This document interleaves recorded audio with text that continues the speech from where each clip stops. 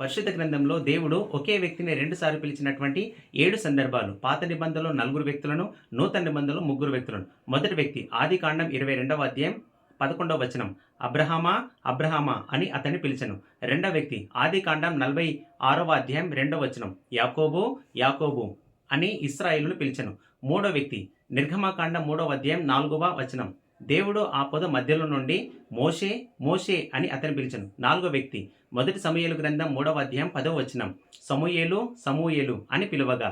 ఐదో వ్యక్తి లూకాసు వార్త 10వ అధ్యాయం 41వ వచనం. Martha, Martha. ఆరవ వ్యక్తి లూకాసు వార్త 22వ అధ్యాయం 31వ వచనం. సీమోను, సీమోను. ఏడవది ఆఖరిది చివరిది.